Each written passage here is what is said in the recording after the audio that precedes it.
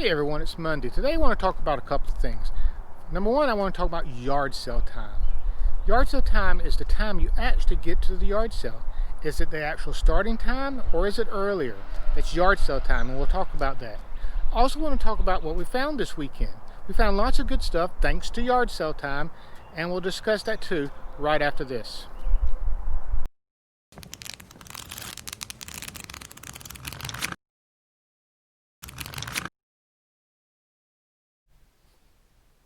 Hey everyone, welcome back. The first thing I want to talk about is yard sale time. Now we all know yard sales start at different times. They sort of stagger throughout the early mornings. Sometimes they start at 7, sometimes at 8, sometimes at 9. And you have to work your schedule around these starting times for the yard sales. Or do you? For example, if a yard sale starts at 7, what time do you get there? I call this arrival time my yard sale time. Now, it may say it starts at 7, but what time does it really start? What time should I get there?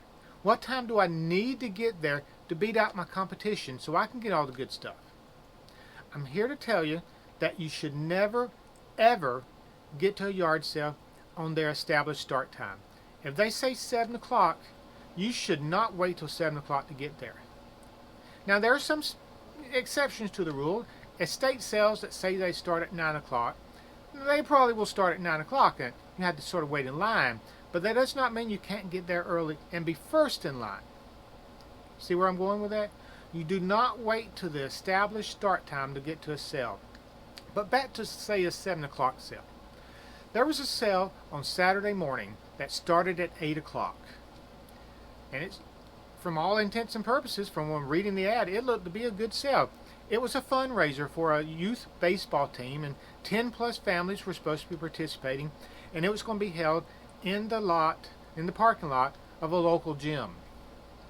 But the problem was there were 2 other sales within 20 miles of this sale, 20 minutes of this sale, that started at 7. So the question became, do we go to the ones that start at 7 and get those out of the way, and then hope we get to the big one that starts at 8 in time to beat all the other customers? After much discussion back and forth, we decided we were going to go to the big sale first. But it didn't start till 8 o'clock, or so they say. But I knew it was going to be on the outside. Since it's in the parking lot of a gym, I knew it was not going to be inside the gym, especially with 10 plus families. So it had to be in the parking lot. And with it getting daylight early now, they were going to be out there early putting stuff out. So 8 o'clock, what I thought would be more of a suggestion. So we left the house about quarter till 7, and we got to this sale about 10 minutes after 7. And they were all set up, and there were already people there. So if we'd waited to 8 o'clock to get there, we would not have found what we found. And we found some good stuff. I found an iPod, and we found lots of good stuff for the booth. So that's what I mean by yard sale time. You never ever get to a yard sale at the established start time. You'll lose out. You get there early, 30 minutes early, 45 minutes early. If you have to wait, usually it's worth it. But more than likely, if the yard sale is outside and they're still putting stuff out, they'll let you start. There'll be a few sticklers who won't, but most people want your money and they don't care. They'll say, just paw through the boxes, do what you want. And that's what you should do. You should always get to the sale early. It's yard sale time, not start time. Remember that, yard sale time. Okay, now I want to show you some of the things we picked up this weekend. Some of them were picked up on yard sale time, and I'm going to show you these things right now. Okay, this is the loot that we got from our 8 o'clock yard sale that we got there about 7:15. We also picked up a Disney picture, and I didn't put it up there, but this is the loot. The best thing we found was this iPod Classic. iPod Classic. An original box, charging cord, and instructions, and it's charging now. Paid $3 for it, as you can see. It's worth at least $100 online. And like I said, when we go out shopping, we find things for Amazon, eBay, Etsy, that kind of thing. So we picked up these next 3 items for the booth. We have some Western items in our booth, so the little cowboy, we pay 75 cents for him. You know, charge at least $5 in the booth. Not really sure about squirrel, but I'm sure we'll get it. He's supposed to talk. He's obviously the battery's dead. We'll see what's up with that. We sell a lot of piggy banks, and this one's in not too bad a shape. It's got its own plug, so go with that. DreamWorks Spirit Riding Free horse set. Paid $5 for it. And that's a little bit more than I like paying for things, but it'll bring about $20 either in the booth or online. So not too bad. They had some DVDs. Found this DVD for $1, Wizard of Oz. Never been open. At least $5 in the booth. They're not worth a whole lot, but you know, people buy DVDs in our booth, so we always try to find one. And we also found some Coca-Cola trays. Paid $3 a piece for them, and they'll bring at least $20 online or in the booths. Coca-Cola always sells. If you see Coca-Cola or something, go ahead and buy it. So that was our 7:15 yard sale. That was really supposed to be 8 o'clock, but that shows you the benefit of getting someplace early. Remember, yard sale time. Okay, these items are another example of why it pays to get to yard sales early. Remember, yard sale time. This was on Friday, and we got to the sale early. It's supposed to start at 8, I believe. We got there shortly after 7. It's outside. They've already started putting stuff out, and actually already had a few customers. So there are people who understand yard sale time. But when you get there early, you get the first pick. So never wait to starting time. Always try to get there early. The first couple of things I'm going to show you are my fairies.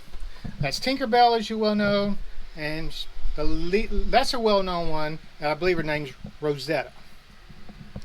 Now, she wanted $15 a piece for these, $30 for both of them. Now, I checked them, and I checked Tinkerbell, and she's worth about $25 all by herself. Then I checked Rosetta, and she's worth about $35. That's the last one that sold. So she wanted $30 for both of them. That's probably wasn't a bad price, but I offered her $25 for both.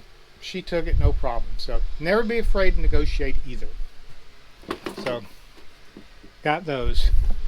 Got a little football belt buckle. Belt buckles tend to sell. I'm sure I get $10 to $15 for this little brass football belt buckle. Paid $1 for it, as you can see. I Love Lucy. She had some I Love Lucy dolls that she wanted way too much for them. But found this little mug for $1. I'm sure I can get $10, $15 for it. Snap into a Slim Jim, the official snack of the WWE. No, there's no Slim Jims in here, but for a whopping $3, it's full of Beanie Babies. McDonald's Beanie Babies. Got a $5 price tag on that one. I doubt it's worth that much, but it's full of them. Haven't taken them all out yet, see what I have, but for $3, why not give it a shot? The next thing I got for a whopping 50 cents is a actual Aladdin thermos. It's dirty, needs cleaning up, haven't done that yet, but it's about tennis. I could not find one online, so that means it'll probably sell fairly fast. 50 cents, sell it for $25, $30, maybe more. I'll have to do some more research, but shoot, yeah, I'll do that. The other two items are just wooden barrels. Apparently they were, display items at some store. I don't know, Clay's, never heard of that, but got two of them, and they were just sitting there, and I saw a woman ask about them. The lady said they were, $10 a piece, and the woman, I saw that she was debating about it, and then she walked off. She left them. So I walked over to the lady who was running the yard sale. I said, $10 on those barrels. She said, yeah. How about both of them for $15? She said, sure. So as I turned to go get my barrels, I saw the woman walking up with the barrels in her hand. Felt kind of bad, but I told her I just bought those for $15, and honestly, she looked like she was going to cry. But hey, first come, first serve. There's no crying in yard selling. That should be a new catchphrase. So there's no crying in yard selling. So got those. So another benefit of getting places early. And they still had a lot of stuff when we left, and they said they were going to bring more stuff out. But getting there early, we found some real good stuff. Okay, how many of you know who this dog is? Raise your hands. I'm raising mine. I knew immediately who he was when I walked up to him at the yard sale. His name's Nipper. You can tell. You see on his collar, Nipper. And his buddy is Chipper.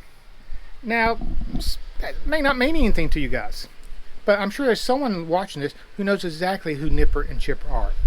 Nipper was the mascot for RCA Victor Records. You've probably seen his picture staring intently at one of those Edison phonographs. And this particular mascot, not the plush obviously, but the mascot dates back to the 1890s. It's been around that long. So advertising items, as you well know, are highly collectible.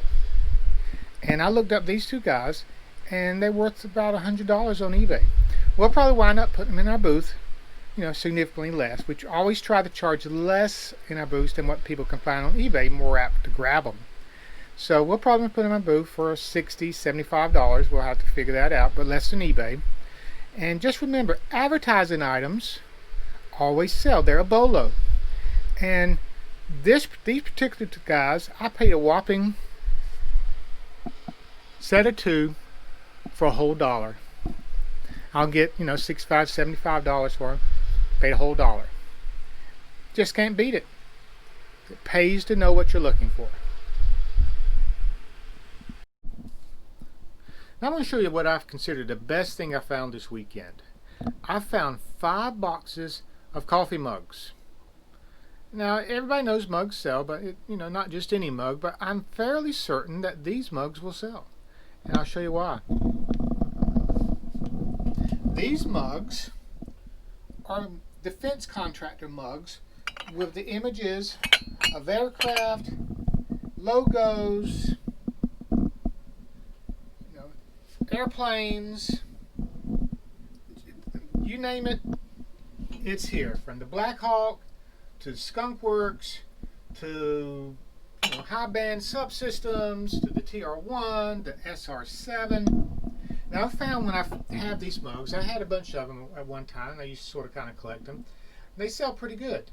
And I found 5 boxes of these mugs along with several other mugs, including some Waffle House mugs from 2012. But I found 5 boxes of them for $20. I know they'll sell easily, probably a lot more, but easily at $5 a piece plus shipping. And there's approximately 65 of these mugs here, so we're talking on a $20 investment, probably at least a $300 profit. You just can't beat that. All right, thanks for watching. I've got my work cut out with me dealing with all those mugs that you've seen, so I better end this video now. I didn't make a what's sold because, well, mugs.